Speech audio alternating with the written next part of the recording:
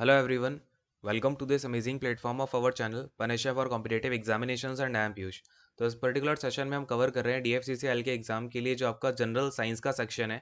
ये आपका total 24 marks का पूछा जा रहा है, यानी कि 24 क्वेश्चंस इससे आने हैं एग्जीक्यूटिव के एग्जाम में। जूनियर एग्जीक्यूटिव के एग्जाम में भी आपका अराउंड 20 के अराउंड जो है आपके क्वेश्चंस पूछे जाने हैं, ठीक है। तो अभी हम यहाँ पे पढ़ने लग रहे हैं पीरियोडिक टेबल। मैंने अभी तक आपको 10 क्लासेस करा दी हैं इसकी, प्लस में मैंने आपको यहाँ पे 7 आपको सेट करा दिए हैं जो कि आपके आरआरबी जेई वगैरह में क्वेश्चंस पूछे गए हैं, ठीक है। तो ये सब मैंने करा दिया। अगर आपने पहले इनको नहीं देखा है तो वो आप करके आइए। अब हम पीरियोडिक टेबल का आज पार्ट 2 करेंगे। मैंने आपको पार्ट 1 पहले करा दिया था, अब हम यहाँ पे पार्ट 2 कर रहे होंगे। और आज की क्लास में आपको मैं जितनी भी लाइन बताऊंगा, जो जो बताऊंगा, सारे के सारे वहाँ से क्वेश्चंस बनते हैं। तो हर एक लाइन बहुत अच्छे से आप क्या करोगे, नोट डाउन कर लेना।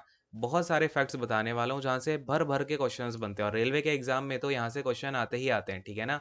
तो अच्छे से नोट डाउन कर लेना सारी की सारी चीज़ें, ठीक है। पेन पेपर लेके बैठ जाओ अगर अभी तक आपने पेन पेपर नहीं लिया। और वैसे मेरी क्लास अगर होती है तो आपको पेन पेपर लेना तो मस्ट होता है, ठीक है ना। चलिए शुरू करते हैं आज का सेशन।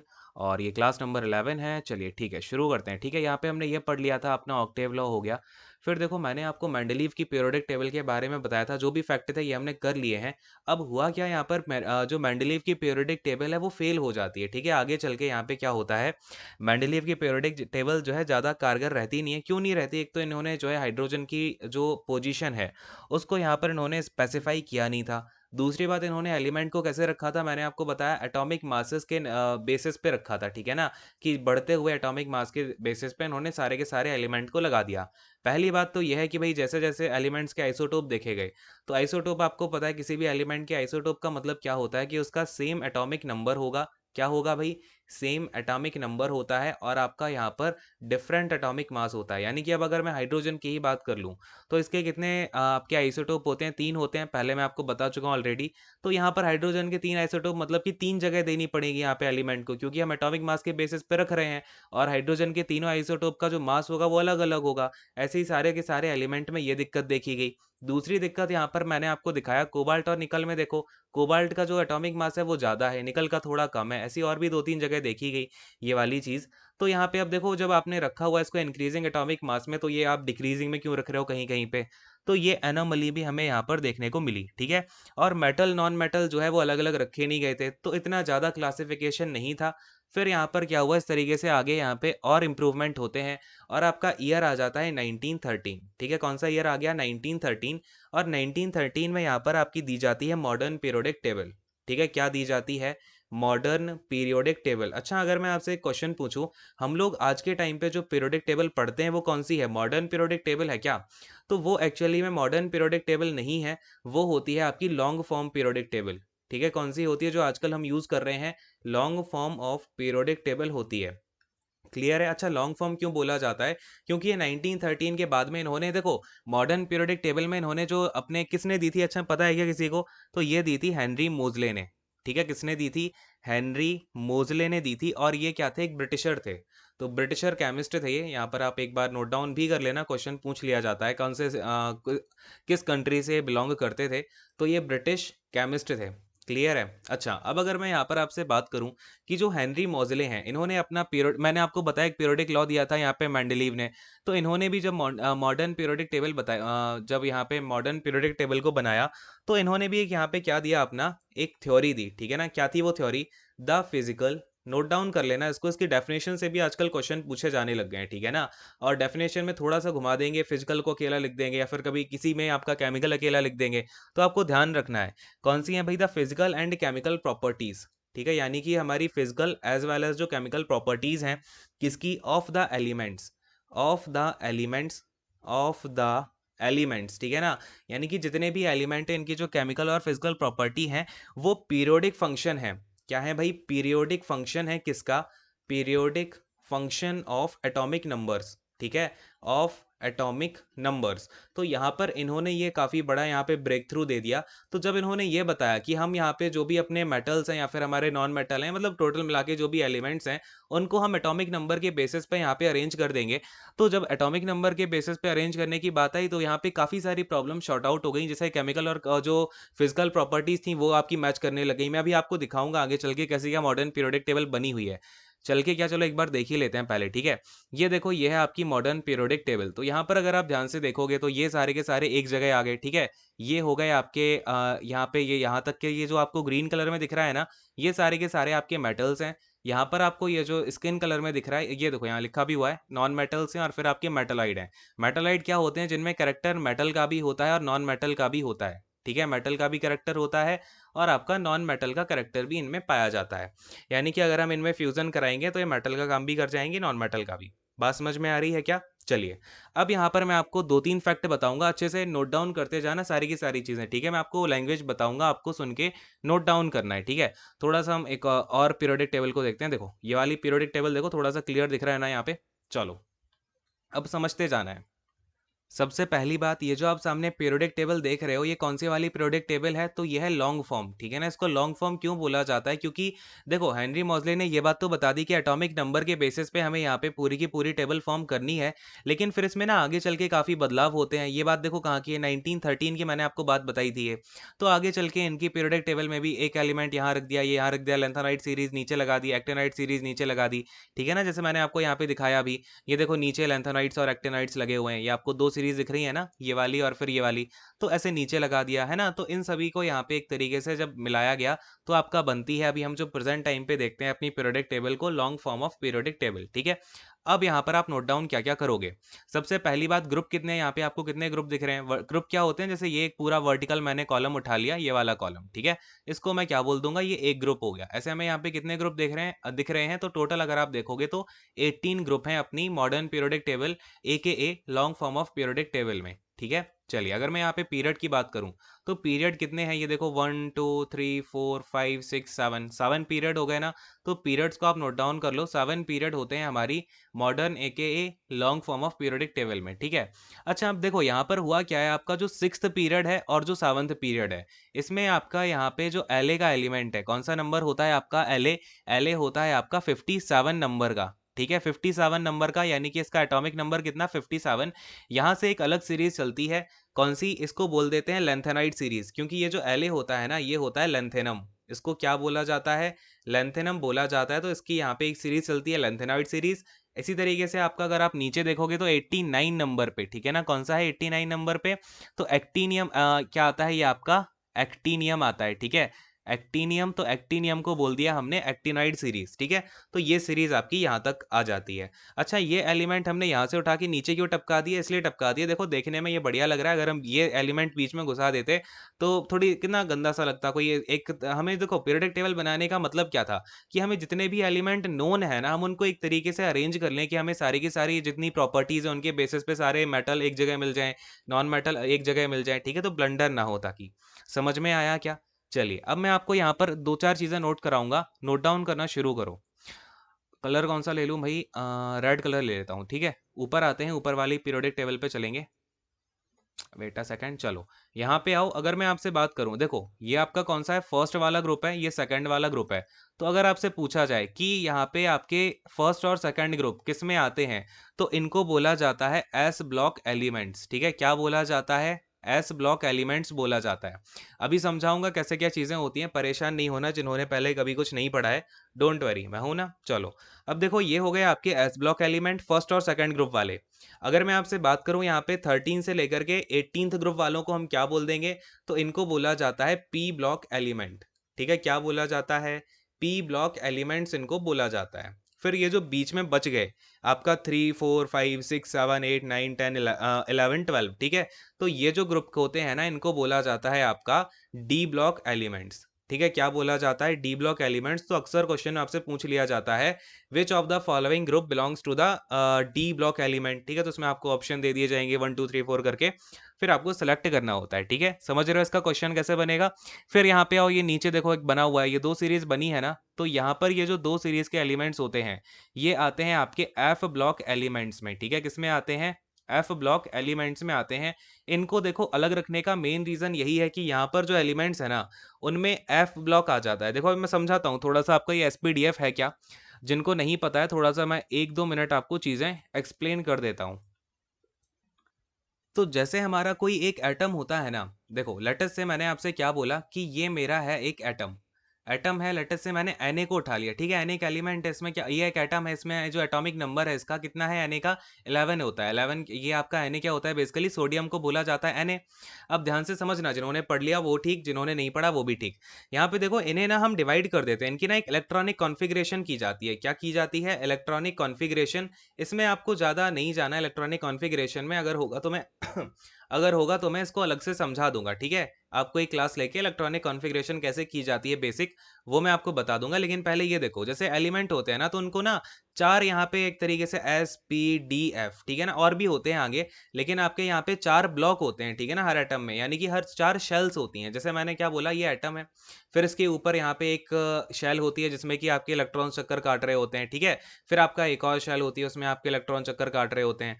तो अगर मैंने बोला एस पी डी एफ, तो लेट अस से यहाँ पे मैंने क्या बोला, एन ए है, 11 है, 11 का इलेक्ट्रॉनिक कॉन्फ़िगरेशन कर दो, तो इसका क्या हो जाएगा, 281, ठीक है ना। यानी कि यहाँ पे क्या हो जाता है, 2 तो है इसके एस के पास, 8 हो जाएंगे पी ब्लॉक में, 2 हो जाएंगे एस ब्लॉक में, और 1 कहाँ जाएगा, बोलो जल्दी से भाई, 1 कहाँ पर जाएगा, डी में जाएगा क्या, हाँ, नहीं जाएगा, ठीक है ना, क्योंकि जिन बच्चों ने पढ़ा होगा पहले कुछ तो उनको पता होगा ये क्या होता है। बेसिकली आपका ये 1 जाता है आपका एस के पास में, कैसे जाता है, 1s2, देन आपका क्या आ जाता है, 1s2 हो गया, इसके आगे आता है अपना 2s2, ठीक है, क्या आ जाता है हमारा, 1s2, 2s2, 2p6 और फिर 3s1, ठीक है। ये इलेक्ट्रॉनिक कॉन्फ़िगरेशन होती है यार, ये मैं अलग से ही समझाऊंगा, नहीं तो जिन बच्चों को नहीं आता है ना, तो उनको बड़ी दिक्कत लग रही होगी यहाँ पे।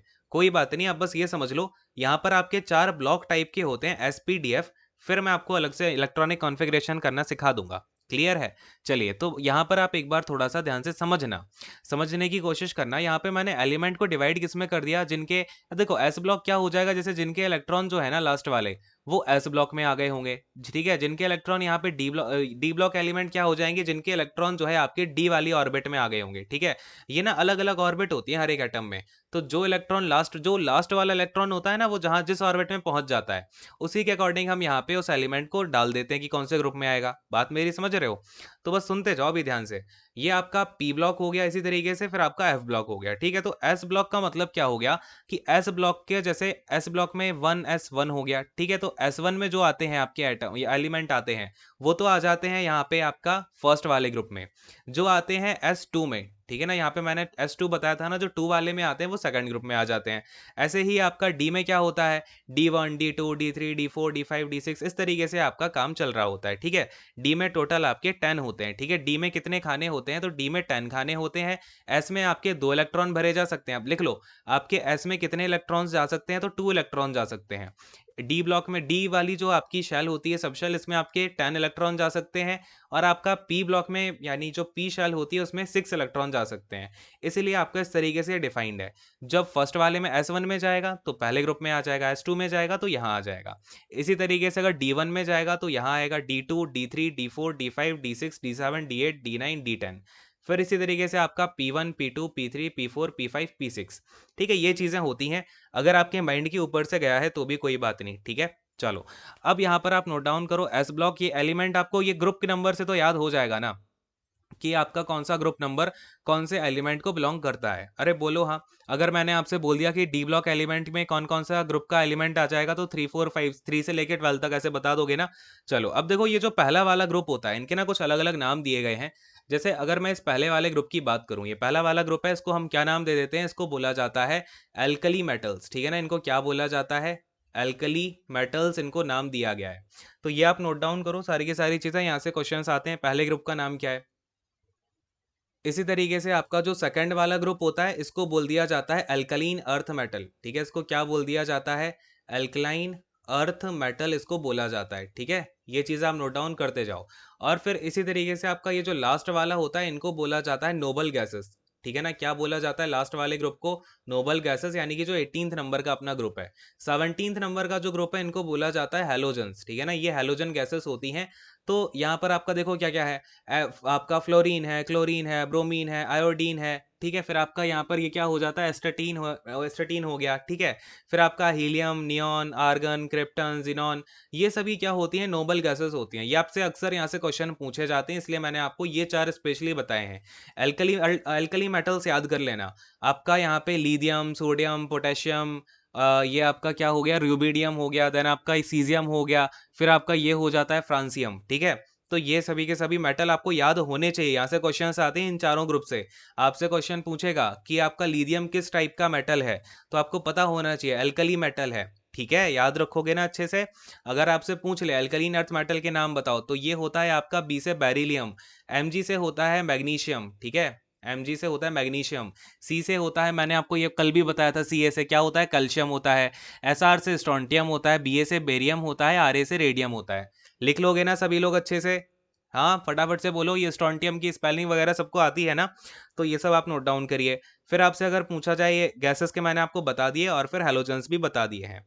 अरे बोलो क्लियर है क्या? नोबल गैसेस, ये आपसे क्वेश्चन अक्सर पूछा जाता है, नोबल गैसेस को नोबल गैसेस क्यों बोलते हैं, या फिर नोबल गैसेस की जो वैलेंसी सेल होती है, ठीक है ना, जो बैलेंसी शेल होती है, बैलेंसी शेल बेसिकली आपकी लास्ट वाली शेल होती है, उसमें कितने इलेक्ट्रॉन होते हैं? तो इसमें क्या होता है बैलेंसी शेल में, हीलियम वाले में तो 2 इलेक्ट्रॉन होते हैं, बाकी सब में आपके जो है 8 इलेक्ट्रॉन होते हैं, ठीक है। तो ये चीज ध्यान में रखना, हीलियम की बैलेंसी शेल में 2 इलेक्ट्रॉन, बाकी के जो सारे के सारे आपकी गैसेस हैं, इनके आपके यहाँ पे क्या होते हैं, बैलेंसी शेल में 8 इलेक्ट्रॉन होते हैं।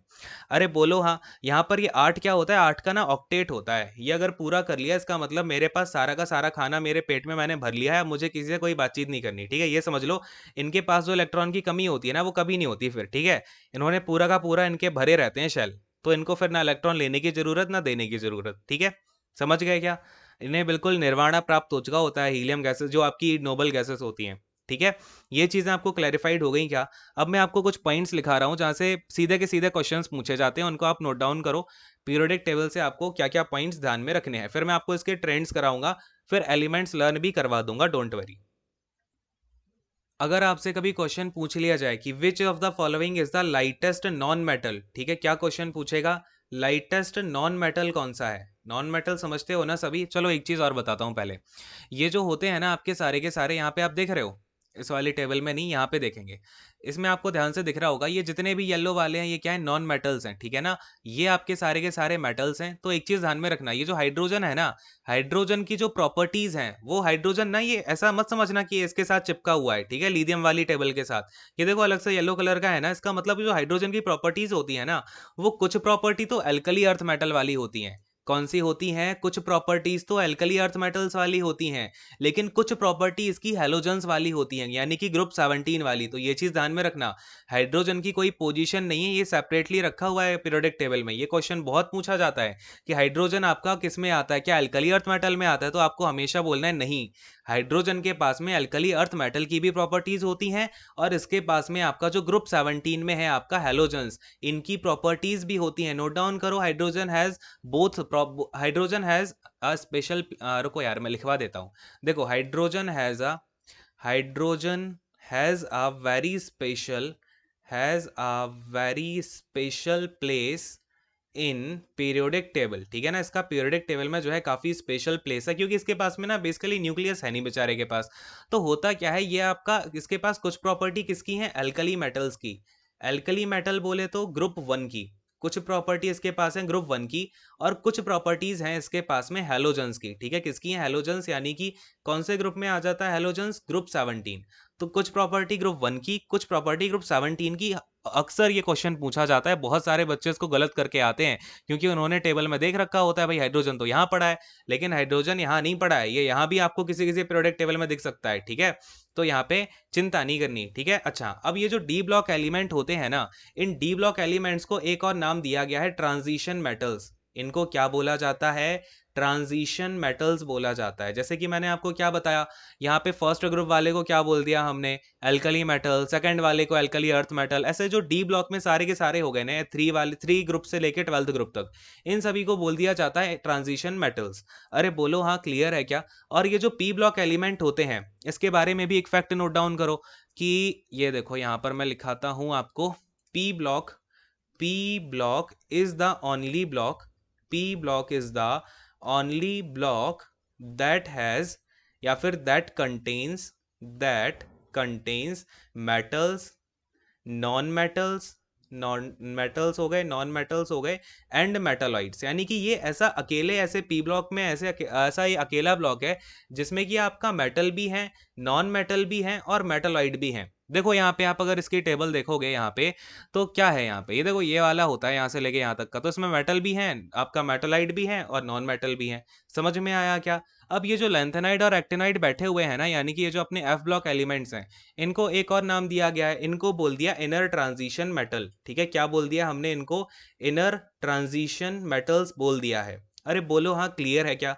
तो ये सभी आप नोट डाउन करो, यहाँ से बहुत सारे क्वेश्चन पूछे जाते हैं घुमा घुमा के।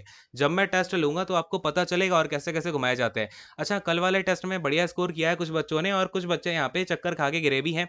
तो कोई बात नहीं, देखो कल के टेस्ट में अगर मैं आपसे बात करूँ ना, तो जिनका स्कोर 45 प्लस गया है, उनका काफ़ी अच्छा स्कोर है, मतलब उन्होंने ठीक ठाक पढ़ाई करी है।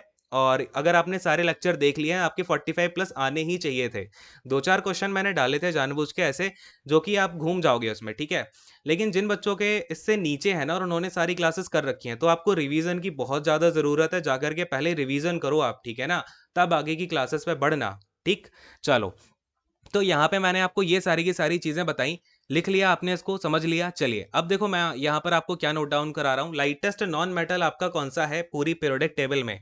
तो ये है आपका हाइड्रोजन। ठीक है, कौन सा है? हाइड्रोजन। तो ध्यान रखना, हाइड्रोजन मेटल है कि नॉन मेटल है? तो हाइड्रोजन नॉन मेटल है। अगर आप इसकी पोजीशन अल्कली के साथ डाल दोगे तो कैसे काम चलेगा? हाँ, क्योंकि 17 में आते हैं नॉन मेटल, तो समझ रहे हो बात? तो इसलिए मैं बोलता हूँ कि 17 वाले ग्रुप में भी हाइड्रोजन और ये फर्स्ट वाले ग्रुप में भी है। क्लियर हो गया?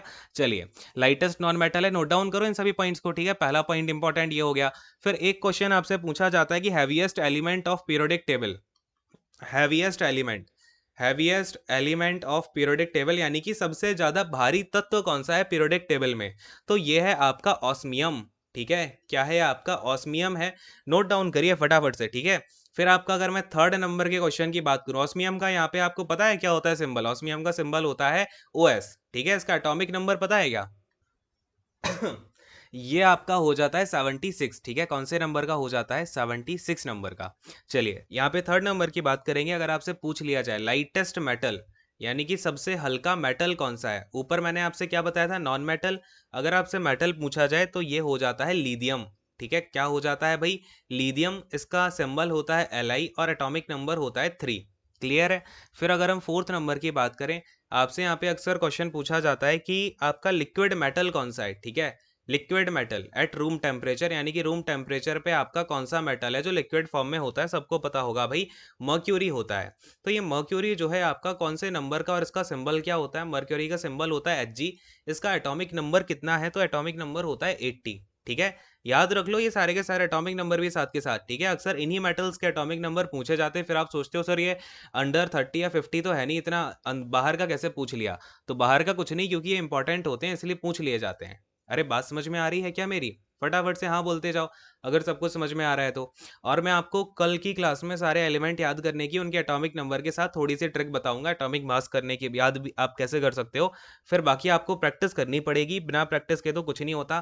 क्या बोलता हूँ मैं, मेहनत का कोई सब्सटीट्यूट नहीं होता। ठीक है, तो there is no substitute to मेहनत, कि आपको बिना कुछ मेहनत किए कोई चीज़ याद नहीं होने वाली है। ठीक है, चलिए फिफ्थ नंबर की अगर हम बात करते हैं, तो आपसे लिक्विड मेटल हो गया। अगर आपसे लिक्विड नॉन मेटल क्वेश्चन पूछ लिया जाए, अक्सर आजकल मेटल नहीं नॉन मेटल पूछ रहे हैं, तो जो आपका नॉन मेटल है ये होता है ब्रोमीन। ठीक है, क्या होता है? ब्रोमीन होता है। ब्रोमीन आपका, इसका सिंबल क्या है ब्रोमीन का? इसका सिंबल होता है Br। इसका एटॉमिक नंबर क्या होता है? कोई बताएगा क्या मुझे? इसका एटॉमिक नंबर होता है 35। ठीक है, क्या होता है? 35 होता है। ठीक है, चलिए सिक्स नंबर की अगर मैं आपसे बात करूं, आपका जो क्वेश्चन पूछा जा सकता है ये हो जाता है कि आपका बेस्ट कंडक्टर का क्वेश्चन आता है। ठीक है, best conductor in metal, best conductor metal में, तो ये हो जाएगा आपका क्या?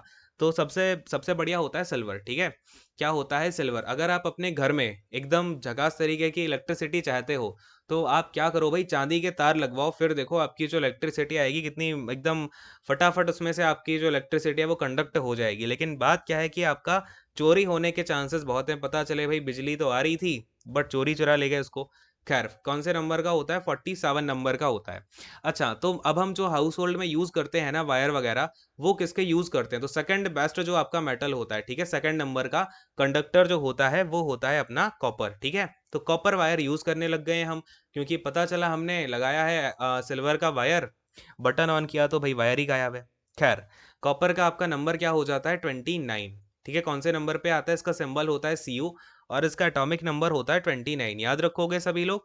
7th वाला क्वेश्चन जो आपसे अक्सर पूछा जाता है, 7th वाला, ये आपका हो जाएगा कि आपसे बेस्ट नॉन मेटालिक कंडक्टर पूछ लेगा, ठीक है। ये तो हमने मेटल की बात कर ली, लेकिन अगर आपसे पूछे best non metallic conductor, non metallic conductor, तो यहाँ पर आप क्या आंसर दोगे बताओ। इसका राइट आंसर होगा ग्रेफाइट।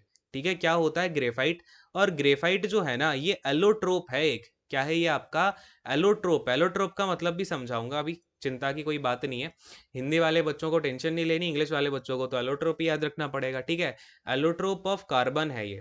क्या है आपका? Allotrope of carbon. चलो यार, चल लगे हाथ ये भी बता देता हूँ। 10th या 9th क्लास की एनसीईआरटी में ये चीज़ भी दे रखी है आपकी, अलग से इन्होंने कार्बन में दिया हुआ है, कार्बन एंड इट्स कंपाउंड करके कोई चैप्टर है। खैर, एलोट्रोप ऑफ कार्बन कौन कौन से होते हैं, तो इसमें एक होता है आपका ग्रेफाइट, ठीक है। क्या होता है? एक होता है ग्रेफाइट, एक होता है आपका डायमंड, ठीक। और थर्ड नंबर पे आ जाता है फुलरीन बोलते हैं इसको बेसिकली, ठीक है। फुलरीन बोलते हैं, लेकिन इसकी एक प्रॉपर टाइप होती है जिसमें कार्बन के ना 60 एटम होते हैं, उसको बोला जाता है बकमिंस्टर फुलरीन। नाम ध्यान में रखना, क्या होता है? बकमिंस्टर फुलरीन होता है, बकमिंस्टर फुलरीन, ठीक है। तो ये नाम आप लोग ध्यान रखिएगा, बहुत बार क्वेश्चन आए हैं यहाँ से, ठीक है। ये तीन, ये जो इतनी सी जगह दिख रही है ना आपको, यहीं से दुनिया जहान बार क्वेश्चन आए हैं, आरआरबी जेई वगैरह में ही बहुत क्वेश्चन पूछे गए इसके। तो ग्रेफाइट आपका क्या होता है? एलोट्रोप होता है कार्बन का। डायमंड जो है सबसे ज्यादा हार्ड एलोट्रोप होता है। और आपका फुलरीन जो है, इसमें ये ध्यान रखना 60 एटम होते हैं, उसको क्या बोला जाता है? Buckminster fullerene. और इसकी शेप होती है फुटबॉल जैसी, ठीक है। शेप कैसी होती है भाई? फुटबॉल जैसी होती है। नोट डाउन कर लो सारे के सारे फैक्ट, ठीक है ना। चलो, अब ये हो गया आपका 7th वाला, ये आपसे क्वेश्चन ऐसा पूछा जा सकता है, साथ के साथ ये भी निपटा दो। आते हैं 8th वाले जो क्वेश्चन आपसे यहाँ पे 8th नंबर का क्वेश्चन पूछे जाने की संभावना है। चलिए देखो कि कौन सा ऐसा मेटल है जिसका बॉइलिंग पॉइंट सबसे ज्यादा होता है। तो नोट डाउन करो, metal having highest melting point, ठीक है। हाईएस्ट मेल्टिंग पॉइंट, तो ये किसका होता है? ये होता है टंगस्टन का, ठीक है। किसका होता है? टंगस्टन का होता है। और बेसिकली इसको एक और नाम से हम जानते हैं, वुल्फ्राम के नाम से, ठीक है। वुल्फ्राम के नाम से भी इसको जाना जाता है। और इसका जो केमिकल सिंबल होता है डब्लू होता है। एटॉमिक नंबर इसका होता है 74। क्लियर है? सब लोग अच्छे से नोट डाउन कर लो। अगले वाले यहाँ पे क्वेश्चन पे, अगले वाला जो आपका इंपॉर्टेंट क्वेश्चन बन सकता है उसको देखते हैं। 9th नंबर पे देखो आपसे क्या पूछा जाएगा कि मोस्ट रिएक्टिव मेटल कौन सा है। Most reactive metal, most reactive metal, ठीक है। तो सबसे ज्यादा रिएक्ट होने वाले मेटल का नाम क्या है? सीजियम, ठीक है। क्या होता है भाई? सीजियम। अगर हम एटॉमिक नंबर की बात करें तो ये हो जाता है 55, ठीक है। 55 इसका एटॉमिक नंबर है। और इसका जो केमिकल नेम इसका है पीरियोडिक टेबल में, सिंबल जो है वो CS है, ठीक है। इसको भी नोट डाउन कर लो। अगले वाले क्वेश्चन की बात करें तो आपसे पूछा जा सकता है मोस्ट रिएक्टिव नॉन मेटल, ठीक है।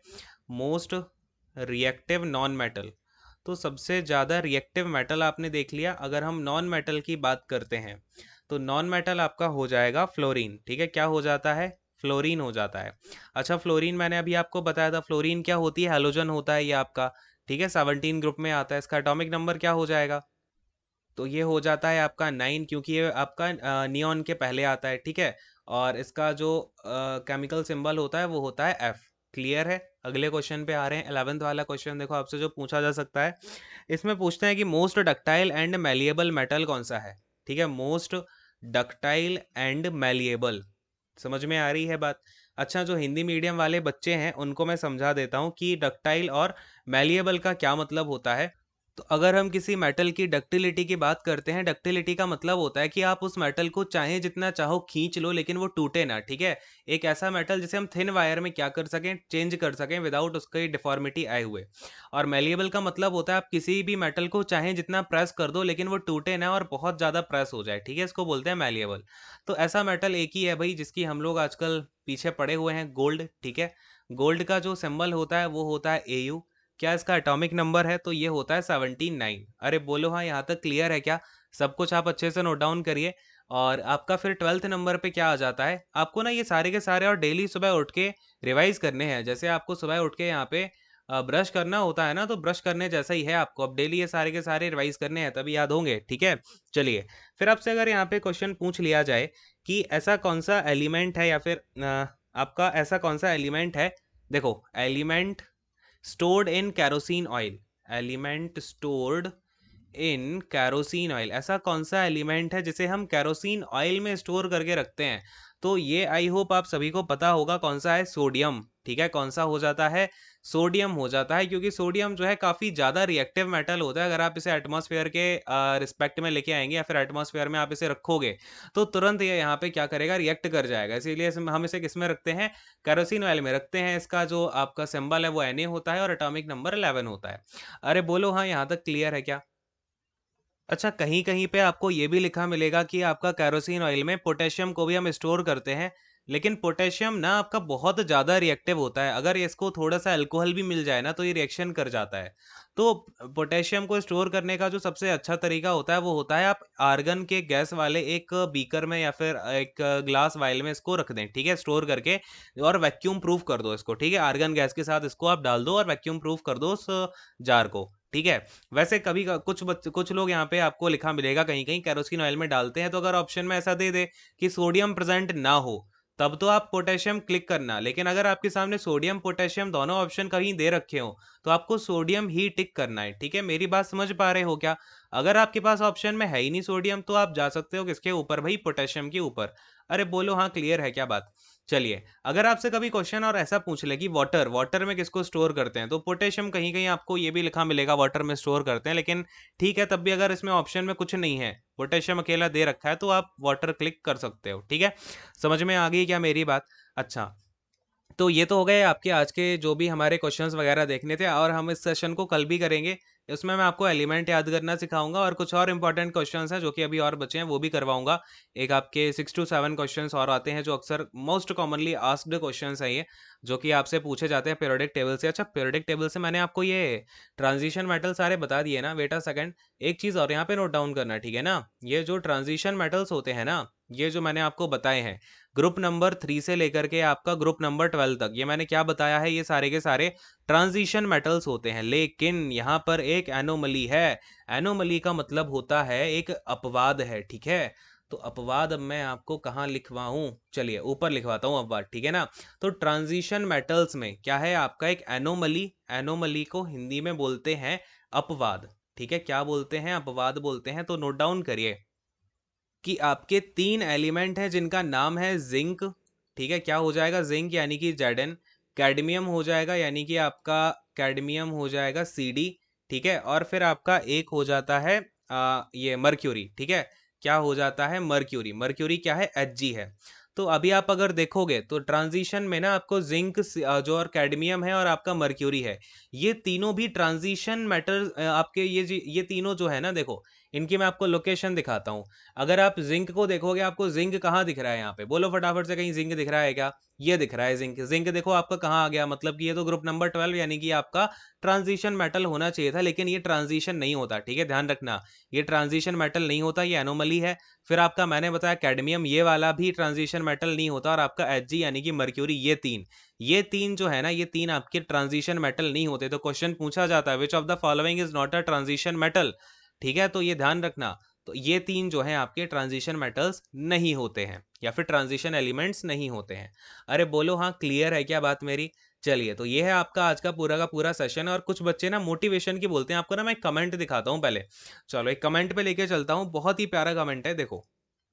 हाँ, तो ये देखो यहाँ पर ये कमेंट है उत्तम कुमार खानरा जी का। ठीक है, और ये जो खानरा जी हैं ये एक्स सर्विस मैन है। ठीक है, अब यहाँ पे देखो इन्होंने क्या लिखा है, आई गॉट 38 आउट ऑफ 51। ठीक है, इनके 38 मार्क्स आए हैं 51 पे, लेकिन कब आए, ध्यान देना, आई स्टडीड फॉर 15 डेज, यानी कि इन्होंने बस 15 डेज की पढ़ाई करी है। ठीक है, और 20 डेज के बाद, ठीक है, 20 डेज यानी कि ये जो अपना इनका सर्विस पीरियड रहा है वो 20 ईयर्स का रहा है पूरा।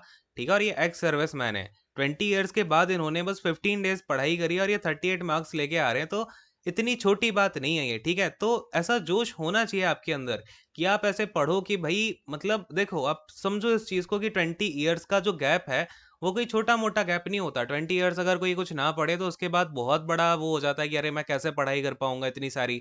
और आप लोगों के पास कुछ काम धंधा नहीं है, आप बैठ के अपनी चुपचाप पढ़ाई नहीं कर पा रहे हो। आप उसमें ये सोचते हो अरे एग्जामिनेशन तो कब होगा, मैं तो तभी पढ़ाई करूंगा, अरे नहीं आज तो मेरा मन नहीं हो रहा, आज थोड़ा सा आराम कर लेता हूँ, थोड़ा सा सो जाता हूँ ना, है ना? ये सब अगर सोच रहे हो ना तो कैसे काम चलेगा?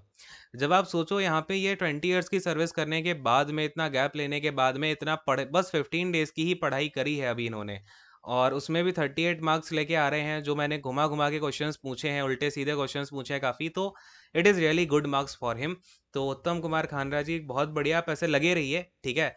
और आप लोग भी लगे रहिए, ठीक है? सीखो इन सभी चीज़ों से। देखिए, अगर ये 20 इयर्स के गैप के बाद इतना डेडिकेशन दिखा रहे हैं, इतने अच्छे से पढ़ पा रहे हैं, तो आप लोग भी बहुत अच्छे से पढ़ सकते हो, सीखो, ठीक है ना?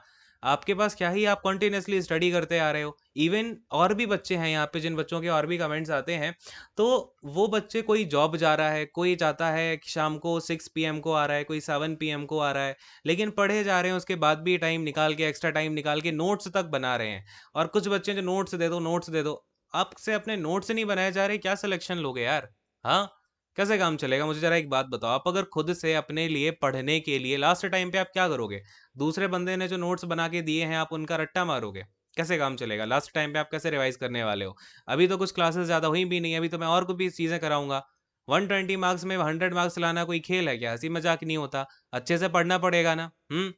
तो अच्छे से पढ़ाई करो, सीरियसली लो इन चीज़ों को। अगर सीरियसली नहीं लेना है तो छोड़ दो फिर यार, ये चीज़ ही छोड़ो, अगर नहीं लेना है सीरियसली, समझ रहे हो? तो जो भी करो उसमें एटलीस्ट 100% दो अपना, अगर उस चीज़ को करने लग रहे हो, तभी तो आप उसमें सक्सीड हो पाओगे कि नहीं हो पाओगे? अरे बोलो हाँ, बात समझ में आ रही है ना? और एक चीज़ हमेशा ध्यान रखो, लाइफ़ में कुछ भी हो जाए, मेहनत का आप अगर करोगे तो उसका रिज़ल्ट आपको मिलेगा। ये आपको मैं लिख के दे रहा हूँ अभी। हाँ, कभी-कभी हो सकता है आपको मेहनत का जो रिज़ल्ट है वो पेशेंस रखने के बाद मिले। तो जो 4 गोल्डन रूल बताए हैं उनको भी ध्यान रखना। हो सकता है आपको कुछ टाइम के बाद उसका रिज़ल्ट मिले, लेकिन ऐसा नहीं है कि आप मेहनत करो उसका रिज़ल्ट ना मिले, ऐसा हो ही नहीं सकता, कभी नहीं होता है। ठीक है? तो अच्छे से पढ़ाई करते रहो, आगे बढ़ते रहो यार, और क्या ही है आपके पास अभी। ठीक है? चलिए, पढ़ते रहिए अच्छे से, सेशन को यहीं पर एंड करूँगा। Thank you so much, God bless you all, take care and bye bye.